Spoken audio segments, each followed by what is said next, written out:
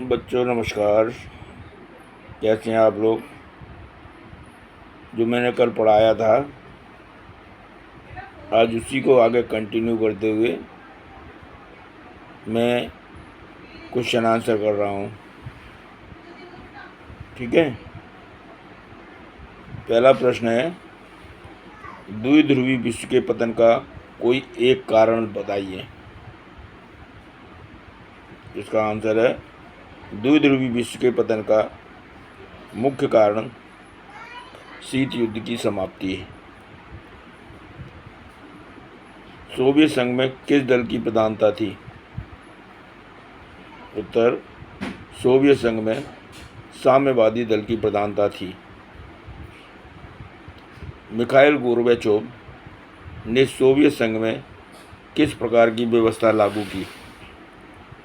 Answer है इसका, Mikhail Gorbachev ने सोवियत संघ में पेट्राइस्का एवं ग्लासनोस्ट की व्यवस्था लागू की। सोवियत संघ का विघटन किस वर्ष हुआ था? सोवियत संघ का जो विघटन था वो 1991 में हुआ था। 1991 में इसका विघटन हुआ था। सोवियत संघ के विघटन के समय उसका राष्ट्रपति कौन था? सोवियत संघ के विघटन के समय मिखाइल गोर्बाचेव सोवियत संघ के राष्ट्रपति थे। मिखाइल गोर्बाचेव ने कब त्यागपत्र दिया? उत्तर, मिखाइल गोर्बाचेव ने 25 दिसंबर 1991 को अपना त्यागपत्र दिया था। वार्साय संधि औपचारिक रूप से कब लागू हुई थी? वार्साय संधि औपचारिक रूप से 1 जुलाई 1991 को समाप्त हुई थी। वार्साय संधि औपचारिक रूप से कब समाप्त हुई थी? ये 1 जुलाई 1991 को वार्साय संधि समाप्त हुई थी। रूस के वर्तमान राष्ट्रपति कौन है? वर्तमान में रूस के जो राष्ट्रपति हैं वो श्रीमान व्लादिमीर पुतिन हैं। सोवियत अर्थव्यवस्था की प्रगति के बारे में निम्न में से कौन सा कथन गलत है? क, सोवियत अर्थव्यवस्था में समाजवाद प्रभावी विचारधारा थी। ख, उत्पादन के साधनों पर राज्य का स्वामित्व या राज्य का नियंत्रण था। ग, जनता को आर्थिक आज़ादी थी। और घ, अर्थव्यवस्था के हर पहलू का नियोजन और नियंत्रण राज्य करता था।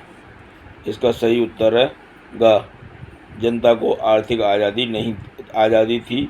ये गलत है।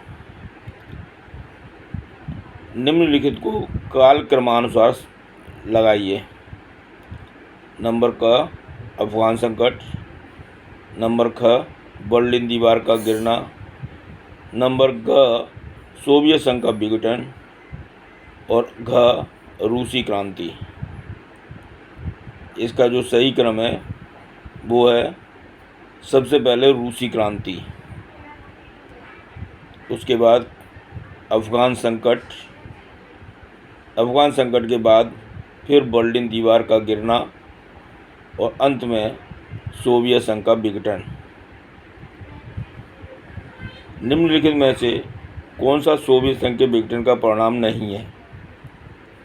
क, सोवियत राज्य अमेरिका और सोवियत संघ के बीच विचारधारात्मक लड़ाई का अंत।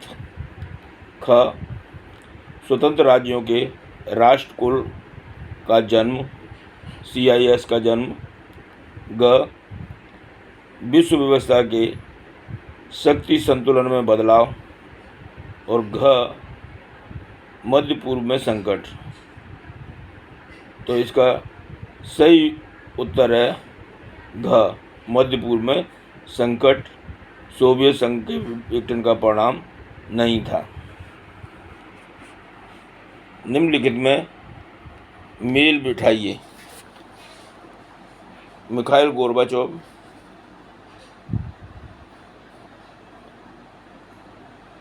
गोर्बाचोव, जो थे, उनका सही वो है सुधारों की शुरुआत। शॉक थेरेपी आर्थिक मॉडल था। रूस के साथ जो मिलेगा सोवियत संघ का उत्तराधिकारी बोरिस एल्त्सिन, रूस के राष्ट्रपति। और वारसा एक सैन्य समझौता था। रिक्त स्थानों की पूर्ति कीजिए। सोवियत राजनीतिक प्रणाली खाली जगह की विचारधारा पर आधारित थी। सोवियत राजनीतिक प्रणाली जो थी वो समाजवाद की विचारधारा पर आधारित थी। सोवियत संघ द्वारा बनाया गया सैन्य संगठन खाली जगह था। तो सोवियत संघ द्वारा बनाया गया सैन्य संगठन वारसा पैक्ट था। खाली जगह पार्टी का और सोवियत राजनीतिक व्यवस्था पर दबदबा था। साम्यवादी ब्रैकेट में कम्युनिस्ट पार्टी का सोवियत राजनीतिक व्यवस्था पर दबदबा था।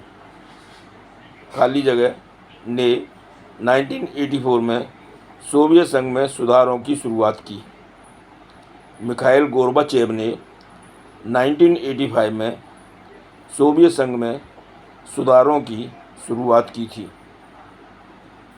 खाली जगह का गिरना शीत युद्ध के अंत का प्रतीक था।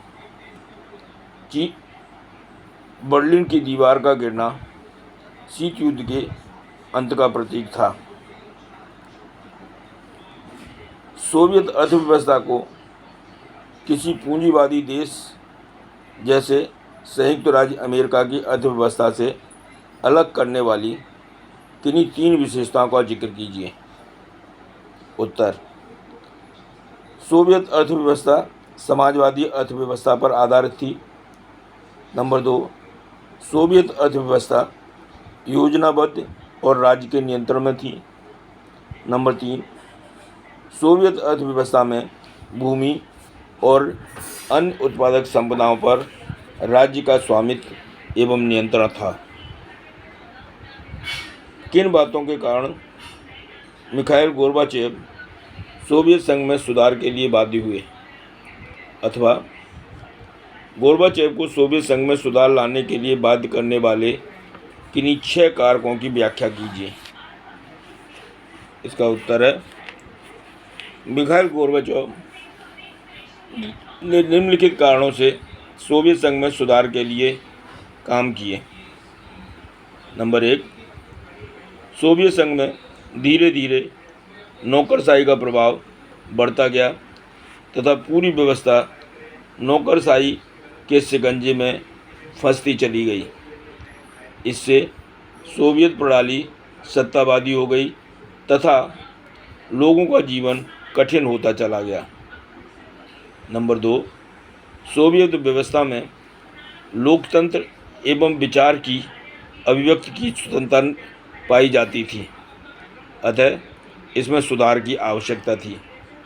नंबर 3, सोवियत संघ में एक दल साम्यवादी दल का प्रभुत्व था।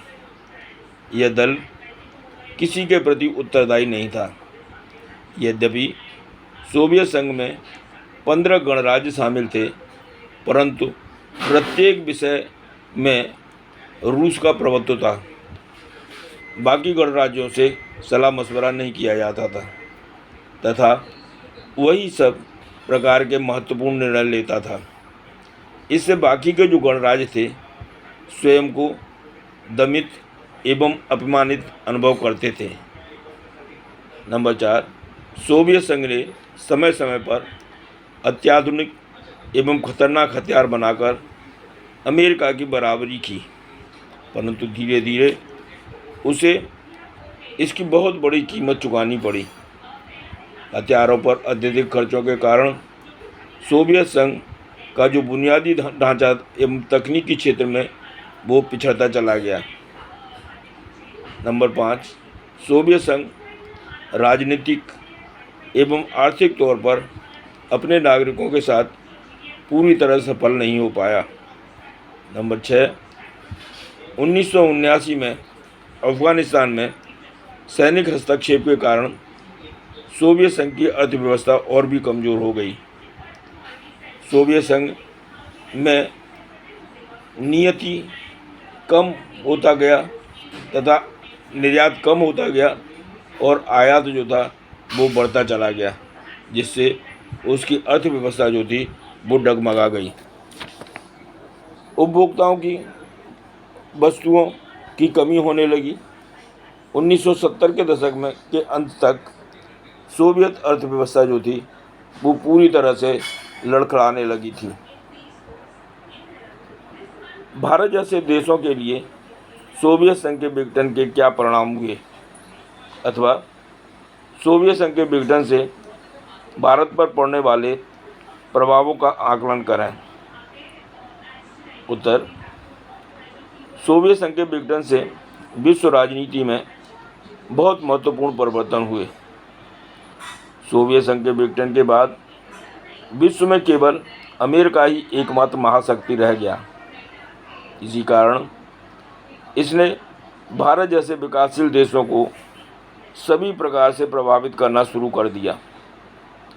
भारत जैसे अन्य विकासशील देशों की भी ये मजबूरी थी कि वे अपने विकास के लिए अमेरिका के साथ चलें। सोवियत संघ के विघटन से अमेरिका का विकासशील देशों जैसे अफ़गानिस्तान, ईरान, इराक में अनावश्यक हस्तक्षेप जो था वो बढ़ गया। विश्व के महत्वपूर्ण संगठनों पर अमेरिका ने अपना प्रभुत्व कायम कर लिया, जिससे भारत जैसे देशों को इनसे मदद लेने के लिए परोक्ष रूप से अमेरिकी नीतियों का ही समर्थन करना पड़ता था। शॉक थेरेपी क्या थी? क्या साम्यवाद से पूंजीवाद की तरफ संक्रमण का वह सबसे बेहतर तरीका था, अथवा शॉक थेरेपी से क्या अभिप्राय है?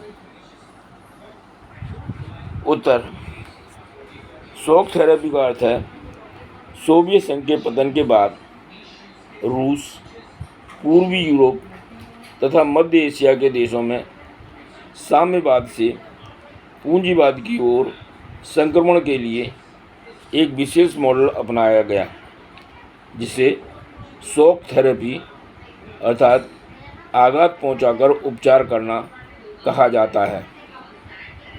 विश्व बैंक एवं अंतर्राष्ट्रीय मुद्रा कोष द्वारा इस प्रकार के मॉडल को अपनाया गया।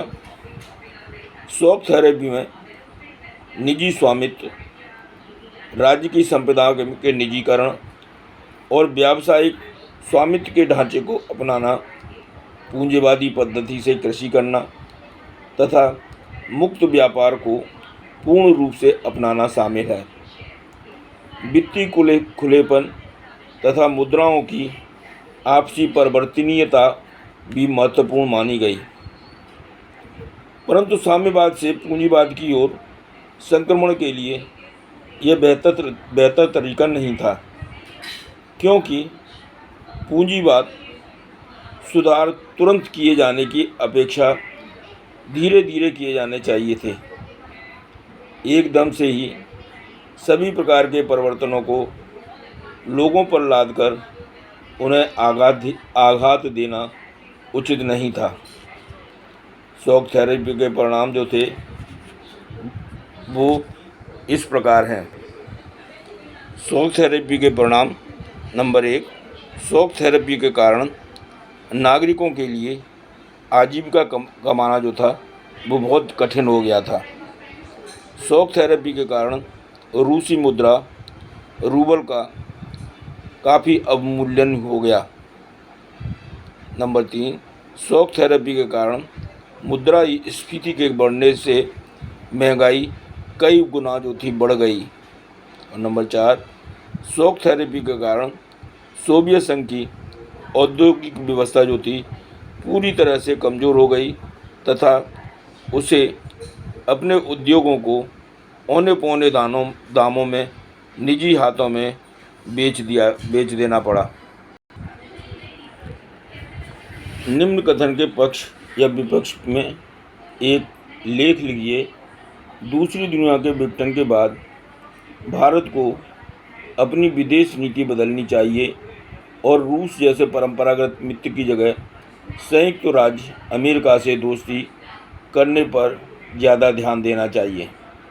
उत्तर: दूसरी दुनिया के विघटन के बाद भी भारत को अपनी विदेश नीति बदलने की आवश्यकता नहीं है।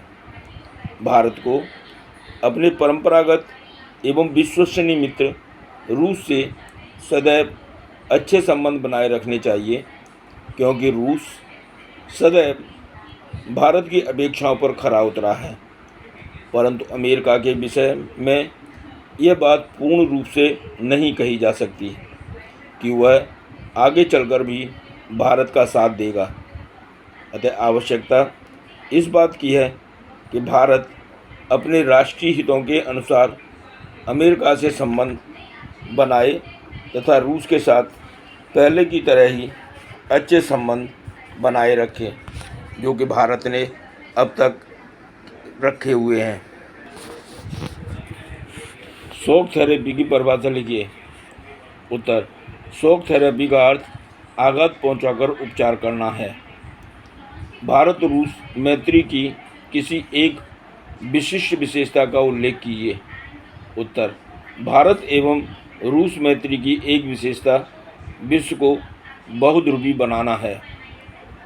रूस तथा भारत दोनों द्वारा की गई परिकल्पना के अनुसार बहुध्रुवी विश्व की किसी एक विशेषता को उजागर कीजिए। उत्तर: सुरक्षा की सामूहिक जिम्मेदारी हो। शॉक थेरेपी के परिणाम स्वरूप सोवियत खेमे का प्रत्येक राज्य किस अर्थतंत्र में समाहित हुआ? उत्तर: शॉक थेरेपी के परिणाम स्वरूप सोवियत खेमे का प्रत्येक राज्य पूंजीवादी अर्थव्यवस्था में समाहित हुआ। नौकरशाही के शिकंजों में फंसी सत्तावादी सोवियत प्रणाली में न पाए जाने वाले किसी एक लोकतांत्रिक मूल्य को उजागर कीजिए। उत्तर: सोवियत प्रणाली में विचार एवं अभिव्यक्ति की स्वतंत्रता नहीं थी। सोवियत संघ में 1991 में हुए तख्तापलट की घटना का विरोध बोरिस येल्त्सिन ने क्यों किया? उत्तर: बोरिस येल्त्सिन ने लोकतंत्र को बचाने एवं सुधारों को जारी रखने के लिए तख्तापलट का विरोध किया था। 1989 में घटित उस घटना की पहचान कीजिए जिसके कारण दूसरी दुनिया का पतन तथा शीत युद्ध की समाप्ति हुई। 1989 में बर्लिन की दीवार के गिरने से दूसरी दुनिया का पतन तथा शीत युद्ध की समाप्ति हुई। द्वितीय विश्व युद्ध के अंत में अमेरिका को छोड़कर सोवियत संघ की अर्थव्यवस्था शेष विश्व की तुलना में कहीं अधिक विकसित थी। किसी एक उदाहरण द्वारा इस कथन को प्रमाणित कीजिए। उत्तर: सोवियत संघ के पास विशाल ऊर्जा संसाधन था, जिसमें खनिज तेल, लोहा और इस्पात तथा मशीनरी उत्पाद शामिल था। सोवियत अर्थव्यवस्था तथा पूंजीवादी अर्थव्यवस्था के बीच किसी एक प्रमुख अंतर को उजागर कीजिए। उत्तर: सोवियत अर्थव्यवस्था उत्पादन तथा वितरण के साधनों पर राज्य का नियंत्रण स्थापित करना चाहती है, जबकि पूंजीवादी अर्थव्यवस्था खुली प्रतिस्पर्धा और बाजार मूलक अर्थव्यवस्था में विश्वास रखती है। शॉक थेरेपी के किसी एक परिणाम को उजागर कीजिए। उत्तर: शॉक थेरेपी के परिणाम स्वरूप रूस में लगभग 90% उद्योगों को निजी हाथों एवं कंपनियों को बेच दिया गया। 1991 में सोवियत संघ में हुए तख्तापलट का विरोध करने के लिए राष्ट्रीय नायक के रूप में उभर कर आने वाला व्यक्ति कौन था? उत्तर, वह व्यक्ति थे बोरिस येल्त्सिन। आपके विचार में निम्नलिखित में से कौन सा विकल्प भारत के लिए बेहतर है और क्यों? सबसे ताकतवर देश के विरुद्ध अथवा उसके साथ काम करना। उत्तर, भारत के लिए सबसे बेहतर विकल्प यह है कि वह सबसे ताकतवर देश के साथ मिलकर काम करे, क्योंकि इसमें भारत के राष्ट्रीय हितों की सुरक्षा होगी। पूर्व सोवियत संघ का कौन सा गणराज्य गृह युद्ध की चपेट में रहा? उत्तर, ताजिकिस्तान गणराज्य गृह युद्ध की चपेट में रहा। साम्यवाद के पतन के बाद पूर्व साम्यवादी देशों में क्या मुख्य आर्थिक बदलाव आया? उत्तर, साम्यवाद के पतन के बाद पूर्व साम्यवादी देशों में समाजवादी व्यवस्था के स्थान पर पूंजीवादी व्यवस्था अपनाई जाने लगी। अमेरिकी वर्चस्व का युग कब आरंभ हुआ? उत्तर, अमेरिकी वर्चस्व का युग शीत युद्ध की समाप्ति के बाद 1991 में आरंभ हुआ। वर्ल्ड ट्रेड सेंटर पर 9/11 के आक्रमण में लगभग कितने लोग मारे गए? उत्तर, वर्ल्ड ट्रेड सेंटर पर 9/11 के आक्रमण में लगभग 3000 लोग मारे गए थे। शीत युद्ध की समाप्ति के बाद विश्व एक ध्रुवी ही हो गया तथा विश्व में अमेरिका का प्रभुत्व स्थापित हो गया। उत्तर, शीत युद्ध की समाप्ति के बाद विश्व एक ध्रुवी हो गया तथा विश्व में अमेरिका का प्रभुत्व स्थापित हो गया। समकालीन विश्व राजनीति के संदर्भ में 9/11 का संबंध किस घटना से है? उत्तर, 11 सितंबर 2001 को अमेरिका के वर्ल्ड सेंटर एवं पेंटागन पर जबरदस्त आतंकवादी हमला किया गया। इस हमले में लगभग 3000 लोग मारे गए। इस आतंकवादी हमले में अल कायदा के शामिल होने की शंका जाहिर की गई। परिणामस्वरूप अमेरिका ने बदले की कार्रवाई करते हुए ऑपरेशन एंड्यूरिंग फ्रीडम के अंतर्गत अफ़गानिस्तान, जो कि अल कायदा का एक गढ़ बन चुका था, में युद्ध की घोषणा कर दी। ऐसे 2 क्षेत्रों की पहचान कीजिए जिनसे सोवियत संघ पश्चिमी देशों की तुलना में पीछे था। उत्तर, तकनीकी एवं बुनियादी ढांचे का अभाव। नंबर 2, लोकतंत्र एवं स्वतंत्रता का अभाव था। दिए गए वाक्य को अर्थपूर्ण बनाने के लिए रिक्त स्थान की पूर्ति कीजिए। इंटरनेट वैश्विक खाली जगह का एक उदाहरण है। उत्तर, इंटरनेट वैश्विक सार्वजनिक वस्तु का एक उदाहरण है। खाली स्थान भरिए। एक ध्रुवीय विश्व में खाली जगह का दबदबा था। उत्तर, एक ध्रुवीय विश्व में अमेरिका का दबदबा था। निम्न कथन को सही करके लिखिए। पहला विश्व साम्यवादी देशों का तथा तीसरा विश्व पूंजीवादी देशों का था। उत्तर, पहला विश्व पूंजीवादी देशों का तथा तीसरा विश्व एशियन अफ्रीकन देशों का था। निम्नलिखित वाक्य को अर्थपूर्ण बनाने के लिए पूरा कीजिए। 1917 की रूसी क्रांति पूंजीवादी व्यवस्था के विरुद्ध खाली जगह आदर्शों और खाली जगह समाज की ज़रूरत से प्रेरित थी। उत्तर, 1971 की रूसी क्रांति पूंजीवादी व्यवस्था के विरुद्ध समाजवाद के आदर्शों और समतामूलक समाज की ज़रूरतों से प्रेरित थी। कथन को पूर्ण कीजिए। स्वतंत्र राज्यों का राष्ट्रकुल सन खाली जगह। उत्तर, स्वतंत्र राज्यों का राष्ट्रकुल सन 1991 में बना। सोवियत संघ के विघटन के संबंध में यह कथन किसका है कि ये ऐसे नहीं हुआ कि आर्थिक और राजनीतिक संकट के कारण उदारीकरण हुआ और लोकतंत्र शुरू हुआ? उत्तर, यह कथन आर्ची ब्राउन का है। सही उत्तर का चयन करें। निम्नलिखित में से कौन सा रूस में शॉक थेरेपी का परिणाम नहीं था? नंबर ए, सामूहिक खेती की प्रणाली समाप्त हो गई। नंबर 2, इससे पूरी अर्थव्यवस्था तहस नहस हो गई और जनता को बर्बादी की मार झेलनी पड़ी। नंबर 3, पूरा का पूरा राज्य नियंत्रित औद्योगिक ढांचा चरमरा उठा। नंबर 4, सामाजिक कल्याण की व्यवस्था को मजबूती प्राप्त हुई।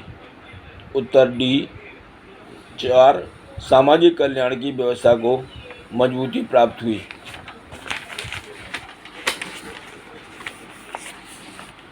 प्रथम खाड़ी युद्ध के बारे में निम्नलिखित कथनों में से कौन सा कथन सही है? यह युद्ध केवल अमेरिका और इराक के बीच था। इस युद्ध में संयुक्त राष्ट्र का कोई योगदान नहीं था। सी, इस युद्ध को जीतने के लिए अमेरिकी सेना ने परमाणु बमों का प्रयोग किया। डी, प्रथम खाड़ी युद्ध आर्थिक दृष्टि से अमेरिका के लिए लाभदायक सिद्ध हुआ। उत्तर डी, प्रथम खाड़ी युद्ध आर्थिक दृष्टि से अमेरिका के लिए लाभदायक सिद्ध हुआ। गोर्बाचोव से संबंधित निम्नलिखित कथनों में से कौन सा कथन सत्य नहीं है? वह 1985 में वह सोवियत संघ की कम्युनिस्ट पार्टी के महासचिव बने। बी, पूर्वी यूरोप के देश जो सोवियत खेमे का एक भाग थे, वहाँ के लोगों ने गोर्बाचोव के सुधारों का प्रबल विरोध किया। सी, उसने सोवियत संघ के आर्थिक तथा राजनीतिक सुधारों की पहल की। डी, गोर्बाचोव के नेतृत्व में सोवियत संघ ने साम्यवादी सरकारों में उत्पन्न गड़बड़ियों में बड़ी मजबूती के साथ हस्तक्षेप किया। उत्तर डी, गोर्बाचोव के नेतृत्व में सोवियत संघ ने साम्यवादी सरकारों में उत्पन्न गड़बड़ियों में बड़ी मजबूती के साथ हस्तक्षेप किया। 2010 में प्रारंभ हुआ अरब स्प्रिंग आंदोलन बाद में किस प्रकार के आंदोलन की ओर मुड़ गया? नंबर ए, सामाजिक आंदोलन। बी, धार्मिक आंदोलन। सी, राजनीतिक आंदोलन। या डी, आर्थिक आंदोलन। उत्तर सी, राजनीतिक आंदोलन। सोवियत संघ के विघटन का निम्नलिखित में से कौन सा एक कारण है? ए, अपनी गलतियों को सुधारने की अक्षमता। बी, लोगों की आकांक्षाओं का अत्यधिक होना। सी, तीव्र आर्थिक विकास। डी, पश्चिम के पूंजीवाद की तुलना में सोवियत व्यवस्था की श्रेष्ठता। उत्तर ए, अपनी गलतियों को सुधारने की अक्षमता। 1991 में सोवियत रूस में हुई तख्तापलट की घटना को किसने बढ़ावा दिया था? ए, नौकरशाही ने। बी, साम्यवादी दल के कट्टरवादियों ने। सी, सोवियत सैनिकों ने। या डी, सहकारी समितियों ने। उत्तर बी, साम्यवादी दल के कट्टरवादियों ने। रूस की 1917 की क्रांति खाली जगह के विरोध में खाली जगह के आदर्शों से प्रेरित थी। रिक्त स्थान की पूर्ति के लिए निम्न में से उपर्युक्त शब्दों का जोड़ा चुनिए। लेनिनवाद, साम्यवाद। पूंजीवाद, समाजवाद। मानववाद, मार्क्सवाद। और पूंजीवाद, गांधीवाद। इसका उत्तर है बी, पूंजीवाद और समाजवाद। इसका पूरा इस तरह से होगा। रूस की 1917 की क्रांति पूंजीवाद के विरोध में समाजवाद के आदर्शों से प्रेरित थी। सोवियत संघ के किन 3 प्रमुख गणराज्यों ने 1991 में यह घोषणा की थी कि सोवियत संघ समाप्त हो गया है? लिथुआनिया, जॉर्जिया और किर्गिस्तान।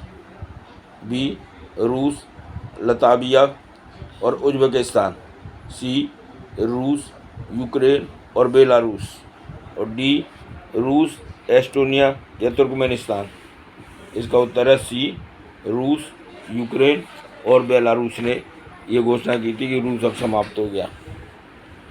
निम्नलिखित में से कौन सा कथन सोवियत संघ की कमजोरी नहीं थी? नंबर ए, साम्यवादी दल जनता के प्रति उत्तरदायी नहीं था। बी, सोवियत संघ में भारी भ्रष्टाचार था।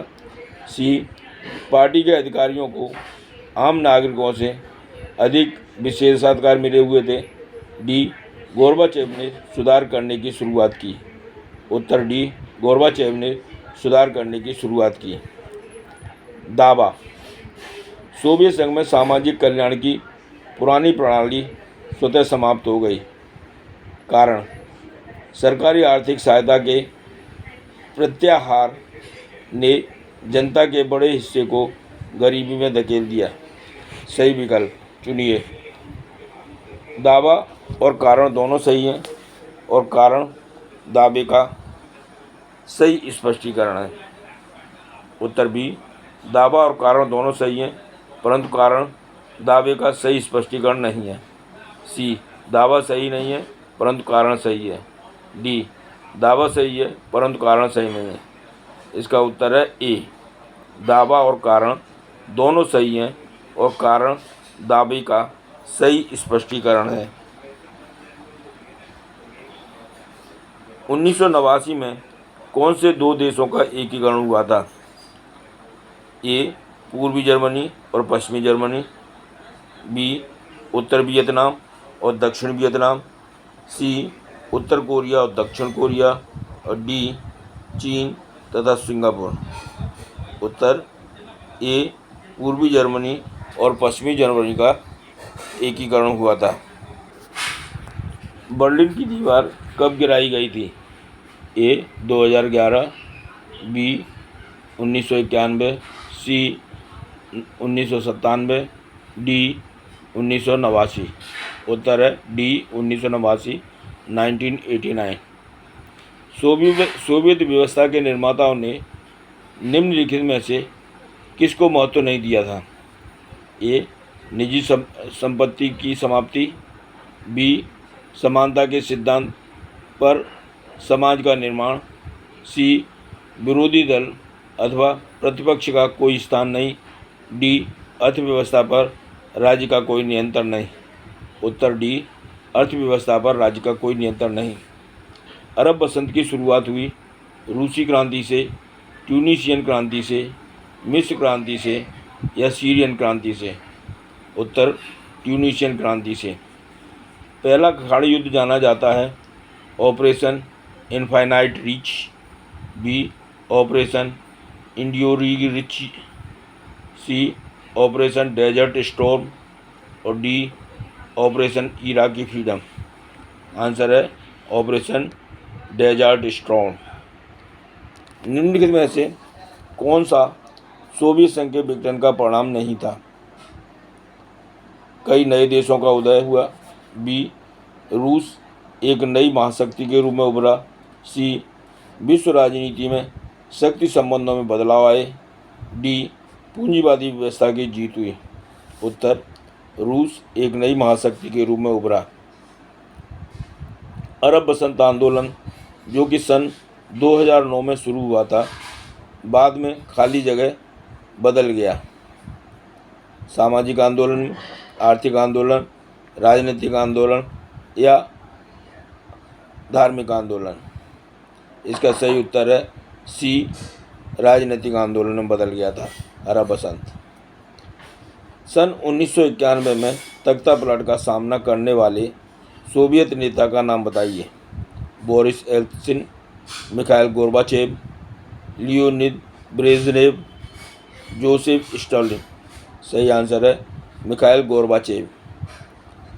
1917 की रूसी क्रांति के कोई दो परिणाम लिखें। उत्तर रूस के तत्कालीन शासक जार के उदासीन व्यवहार एवं पूंजीवादी प्रणाली का समर्थन करने के कारण क्रांति हुई। बी, रूस में आदर्शवादी एवं समतामूलक समाज की स्थापना के लिए क्रांति हुई। इतिहास की सबसे बड़ी गैराशल के कोई दो परिणाम लिखिए। उत्तर नंबर 1, लगभग 90% उद्योगों को निजी कंपनियों को बेच दिया गया। नंबर 2, रूस में राज्य नियंत्रित औद्योगिक ढांचा जो था वो ढहने लगा था। अब सारा जो ढांचा था वो प्राइवेट लोगों के हाथों में चला गया था। सोवियत राजनीतिक प्रणाली की किन्हीं दो विशेषताओं का उल्लेख कीजिए, अथवा सोवियत प्रणाली की कोई दो महत्वपूर्ण विशेषताएं बताइए। उत्तर, सोवियत राजनीतिक प्रणाली की धुरी जो थी वो कम्युनिस्ट पार्टी थी। नंबर 2, सोवियत राजनीतिक प्रणाली में किसी अन्य दल या विरोधी दल को जगह नहीं दी गई थी। रूस एवं भारत द्वारा बताई गई बहुध्रुवी विश्व व्यवस्था की कोई एक विशेषता लिखिए। उत्तर, रूस एवं भारत द्वारा बताई गई बहुध्रुवी विश्व व्यवस्था की एक विशेषता कुछ शक्तियों का सामूहिक सुरक्षा एवं सामूहिक संकेत के लिए सह अस्तित्व है। शॉक थेरेपी के किन्हीं दो परिणामों को सूचीबद्ध कीजिए, या शॉक थेरेपी के किन्हीं दो नकारात्मक प्रभावों का वर्णन कीजिए। उत्तर, शॉक थेरेपी के कारण संबंधित देशों की अर्थव्यवस्था नष्ट हो गई। नंबर 2, शॉक थेरेपी के परिणाम स्वरूप रूस में लगभग 90% उद्योगों को निजी हाथों एवं कंपनियों को बेच दिया गया। प्रथम खाड़ी युद्ध क्या था? प्रथम खाड़ी युद्ध 1990 से 91 में इराक और अमेरिकी गठबंधन सेनाओं के बीच लड़ा गया था। अगस्त 1990 में इराक के तानाशाह शासक सद्दाम हुसैन ने अपने छोटे से पड़ोसी देश कुवैत पर कब्जा कर लिया था।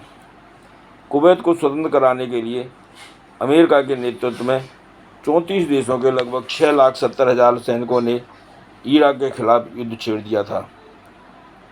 सोवियत संघ के विघटन के परिणाम बताइए।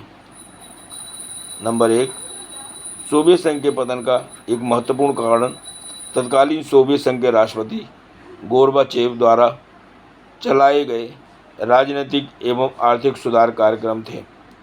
नंबर 2, सोवियत संघ के पतन का दूसरा तत्कालीन कारण सोवियत संघ के गणराज्यों में प्रजातांत्रिक एवं उदारवादी भावनाएं पैदा होना था।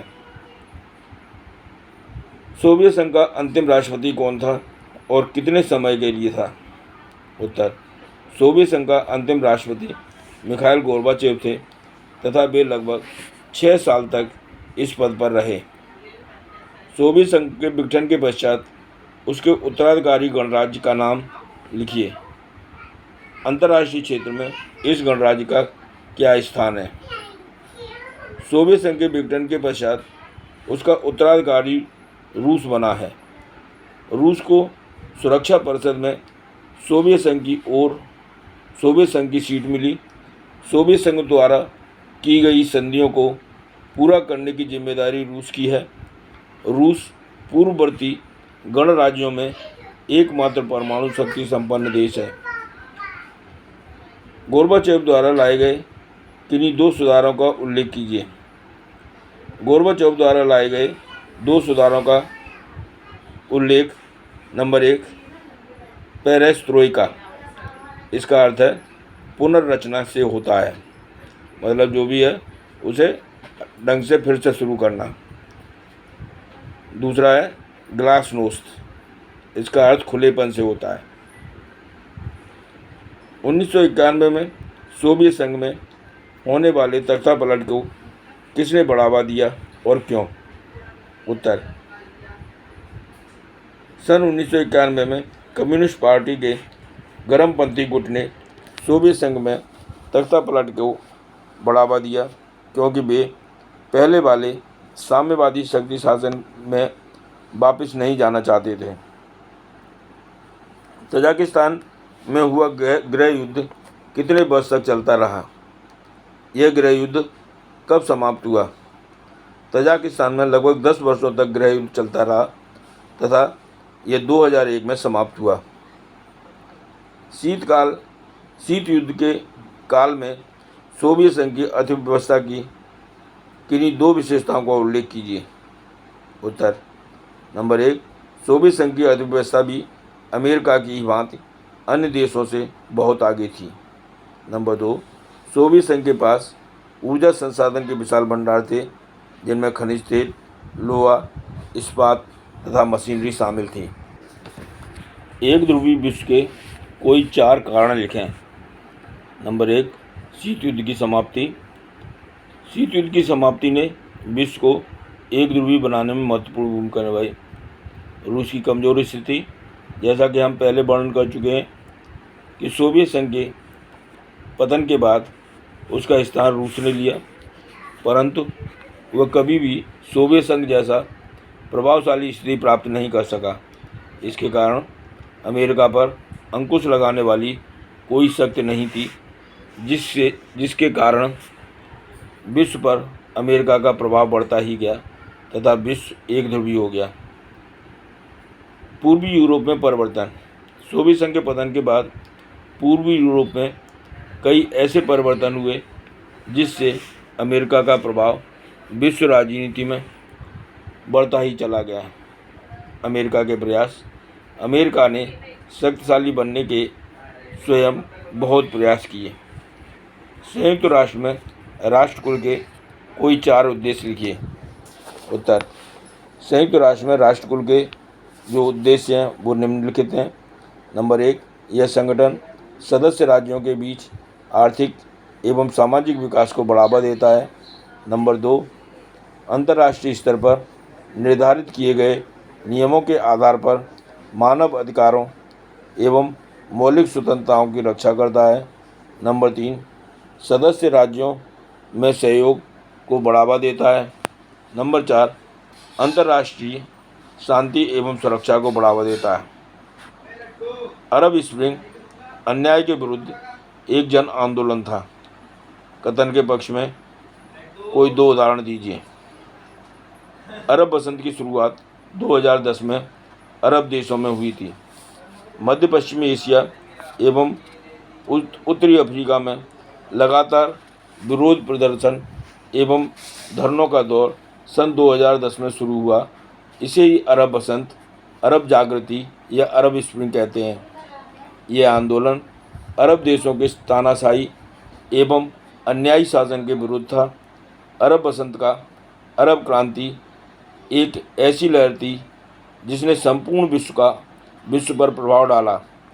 इसकी शुरुआत 18 दिसंबर 2010 को ट्यूनीशिया में हुई थी। इसके बाद यह आंदोलन Algeria, Jordan, Yemen, Bahrain, Syria, Iraq, Kuwait, Morocco, Oman, Saudi Arab तथा फिलिस्तीन तक फैल गया। यद्यपि यह आंदोलन अलग अलग देशों में चल रहा था, परंतु इस सभी में कई समस्याएं थीं। अरब बसंत के कोई 4 कारण लिखिए। अरब बसंत तानाशाही शासन के विरुद्ध हुआ था। नंबर 2, इन देशों में मानवाधिकार की अवहेलना हो रही थी।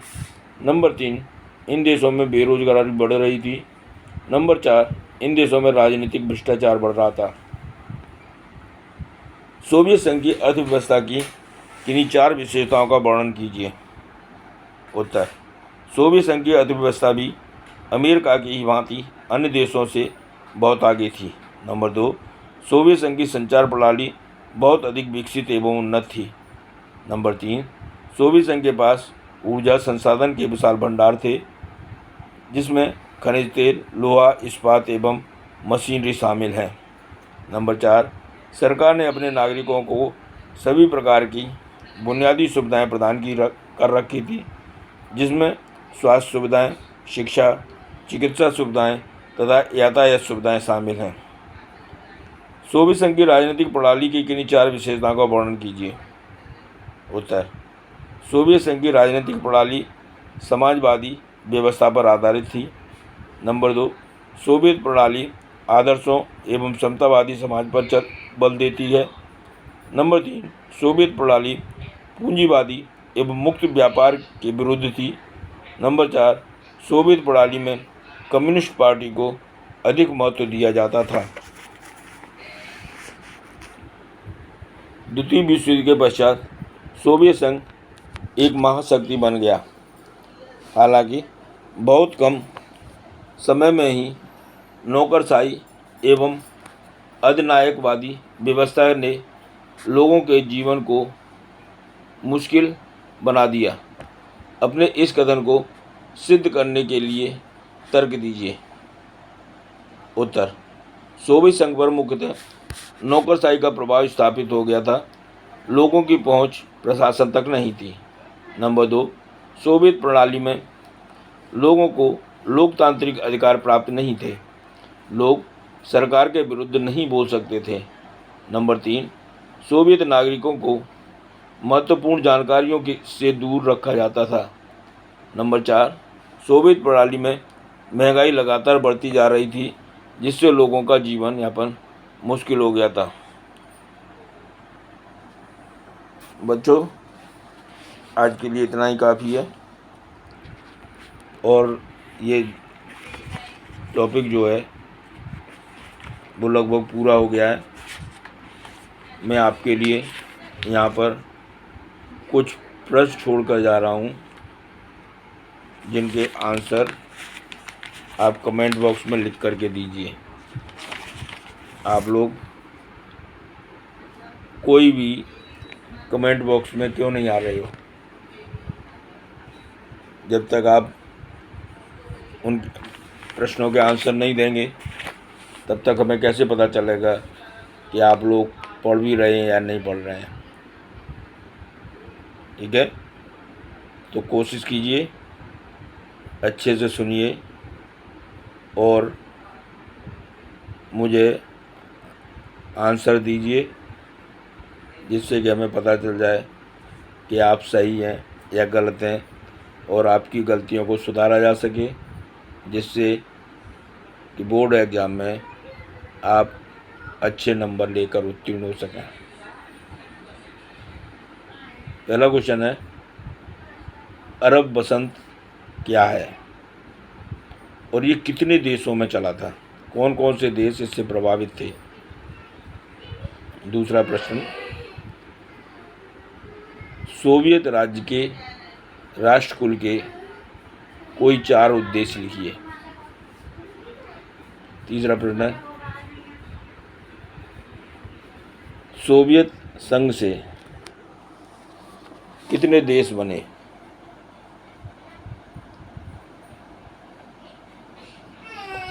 नंबर 4, साम्यवादी व्यवस्था से सोवियत संघ के लोग पूंजीवादी व्यवस्था में क्यों जाना चाहते थे? इन प्रश्नों के आप उत्तर मुझे दीजिए। धन्यवाद।